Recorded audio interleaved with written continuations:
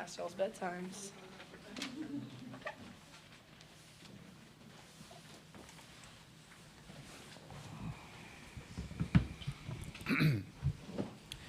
We're joined by Ole Miss head coach Jamie Trachsel with players Lexie Brady and Perry Llamas. Please make sure to silence your cell phones and give your name and media affiliation when you get the mic to ask a question.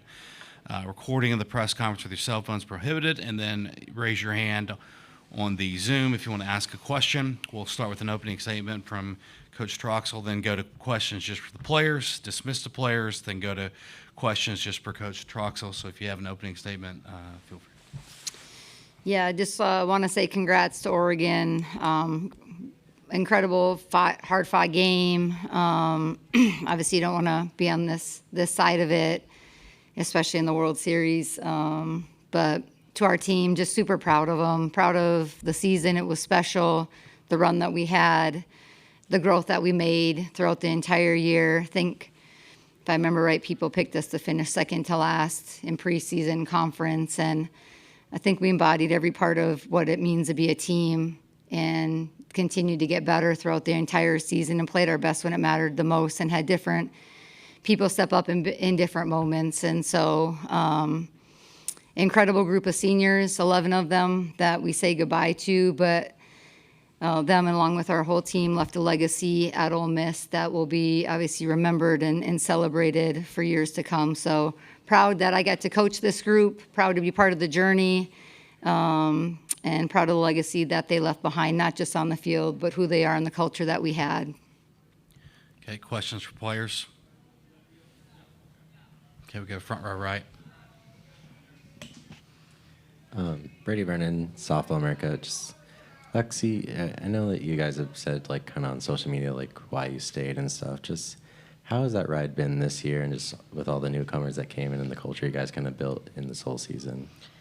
Yeah, just shows that commitment and hard work pays off. I think me and the other returners are proof of that. You know, we last year didn't have the year we wanted, but there's nothing else another path I would have wanted to take other than to, finish my career here and with these group of people. So I don't know, I'm just proud of my commitment, but the commitment for the coaches to us, they continue to prove over and over again why we should have stayed. And obviously it pays off. I think the story speaks for itself.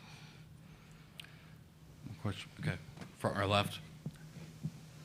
James Creppy, the Oregonian. Lexie, what made grind effective tonight against you guys as a whole? I believe it was 2 of 14 runners in scoring position against her. Obviously, there was the game-tying hit, no doubt, but what made her effective even as she re-entered and got up to the 140-pitch mark?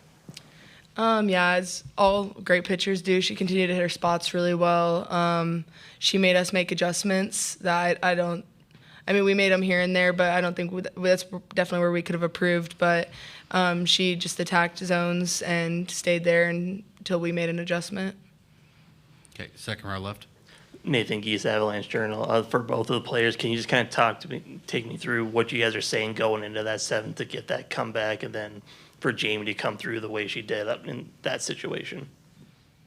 I just think it makes sense. It's how we've been all year. Why take the easy way? So there was a lot of confidence in our dugout. Even through the whole game, it felt that we could win at any point. So I know that there was a little bit of emotions going on in the dugout, but there was still complete confidence, and we knew that it takes one batter, and Jamie's done a great job all year in any pinch role she's had, so we had a lot of confidence that she'd put her best swing off, and she was doing it for the team behind her. I agree with Lexie. Jam has been great, a pinch hitter and a great teammate, and we all knew she was going to come through big for us. More questions for players? Okay, thank you, players. You're dismissed. Thank you, guys. Thank you. Good job, guys. Yeah, you can take this.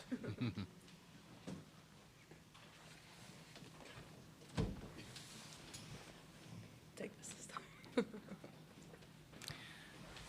Questions for Coach? Okay, we got second row on the left here. Yeah, just kind of similar to conversations lead up to that seventh inning, and then the decision to put Jamie in that spot and just see her deliver in the moment when you desperately needed it. Yeah, we kind of just kept feeding them a little bit like, hey, let's stack a couple of things on top of each other. You're one swing away, one swing away. Had some competitive plate appearances, some hard hit balls, and just try to keep feeding them to stay in this. And it was like, it's not easy to close, especially in this environment. So, and obviously they came through, stacked a couple things together. Jamie's had some huge performances, probably the last 6 weeks in different moments, and I'm almost positive she's gotten a hit in almost like probably 75% of her opportunities in big moments. And so great timing for her. I mean, what a big moment.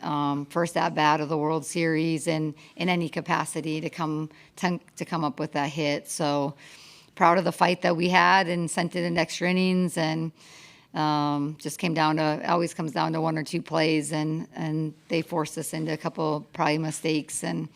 But Lindsay did a great job competing too, and I think they called a really good game because they flipped that a little bit.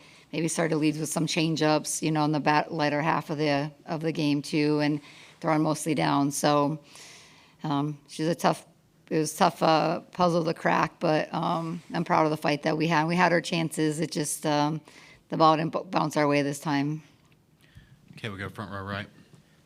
Brady Brennan, Softball America. Just adding Aaliyah in December, just how much did that really change the trajectory for this whole season, having her? Huge, it took everybody on our team to be able to get here, and obviously people were in different roles, and what a big role for her too, especially as a pitcher and a hitter and really a defender too, as a three-way player. So she's definitely saved her best for last, and she's had a great season for us, but the last couple of weeks offensively and pitching wise were her best performances, and no doubt she's a big reason why we're here. Okay, we go front row left. Willie Gillespie, OU Daily. Despite the clock striking midnight, I was over in your fan base section there, and the excitement and the emotion was palpable. How was it like playing in Devon Park, and what would you say to the fans that traveled all the way from Oxford? Thank you. We had 30 to 50 alumni here that traveled here to be part of this, and they are part of this, So we get to be in Oklahoma City, but we come from the work and the path that the players and the other people and the coaches, laid before us, the ground they laid before us. And so to our families, to our friends, the support we had here in the stadium, but across the country, can't tell you how much it means to all of us to have the support. And we heard them. They were loud. And they told us we had our alumni come and speak to our team earlier, and they did an incredible job. And we felt like, it's that saying, we come as one when we stand as 10,000. I think that kind of sums up how we feel. Okay, we go second row left. Coach Noah Ram with the Gainesville Sun. Just talking about, you mentioned you guys picked to finish second to last in the SEC, and now you were this, fourth best team standing here. Just how exciting is that, I guess, for the future, within the conference, nationally, what you guys did this season? Yeah, just proud of the group. It's fun to prove people right. It's fun to prove them wrong. But in the end of the day, like the journey, the conversations in our locker room, the development we had, the experiences we shared, the growth, the adversity we went through, the lessons learned made us really battle-tested and a really relentless and resilient team that had a ton of pride in their fight. A gritty, fun team to watch that was competitive, that embodied the word team, supported each other, empowered each other, found different ways to win, just came up a little bit short. But I'm proud of where we started and where we finished, and with so many new pieces, to do it in 1 year, it was pretty special. Okay, we go front row left.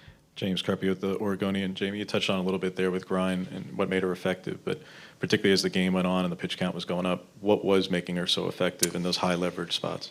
Yeah, just she was still in the zone. Lexie said it. I think she was hitting her spots pretty good. I think they did a good job pitch calling because they went back down and mixed in some different off speeds and in some of those counts where they led with it or finished with it just to keep us off balance. And it's a tough pitcher to square up, but we did. They made plays, and so one swing away, I think we had a couple people on in whatever inning that was, and she mixed, I think, back-to-back changeups on Lair and got her a little bit out front, a little early on that to get out of that inning. So good pitcher, had good command today, up and down and mixed speeds and could throw it on different counts. It could throw it for a strike or expand the zone. Okay, we'll go third row to right. Justin. Justin McLeod from D1 Softball. Obviously, Jamie's pinch hit tonight is one of the stories of tonight, but that's something you guys have done really well all year, is people just stepping up. Like I think of Taylor Roman last week with that double against Arkansas. Can you kind of give me a little insight into the decision-making process there? Because it has worked so well for you guys so many times through the course of the entire year. Obviously at this stage, your hitters really well and who hits up and down or what are good matchups, and sometimes saving kids or for different moments. And so I think Jamie's has been lately. She's used in different roles, but kind of that person, if there's something on the line, then she's probably a person that we want to insert late in the game. That's been her role a little bit. And Taylor Roman, just with her swing path, is a good matchup for people that throw up in the zone. So, we have a lot of conversations on the front end, and Aaron Earlywine, who's coaching third, makes a lot of our offensive decisions in the moment for what he feels. And obviously, we kind of know what's going on between innings and talk about that. But Aaron does a great job of managing the offense. Obviously, he's the lead offensive coordinator. And kind of the holistic strategy. But we've had a lot of hitters come up in big moments too, and Jamie's done that the last probably 6 weeks or so. Okay, the last one will come from Zoom from Eric Lopez. Yeah, Eric Lopez, D1 Softball. Coach, when you look back at this season and what you've built there, what are you going to think about and remember for future years? I don't know if it's one thing, just how hard it was. And I love things that are hard, not a glutton for punishment by any means, but just how hard it was. And people doubted us. They, didn't give, we had to prove ourselves along the way. And it's hard to do that, especially at this level in this conference, to kind of go over and over again. So winning on the road in some hostile environments, getting here, having some huge moments for our program, 11 players and super seniors in our class, and 16 newcomers plus new coaching staff, so many new pieces. So to be able to accomplish what we did and do it together, and it was a blast. We have a lot of personality on our team. So besides the journey that we were on and the wins that we had, it was a blast every single day, the entire year, to show up to practice. They made it fun to show up. They were bought in, they were invested, and it was a hell of a journey, I can tell you that. All right, then we'll wrap things up. Thank you. Thank you, guys. Have a good rest of the week.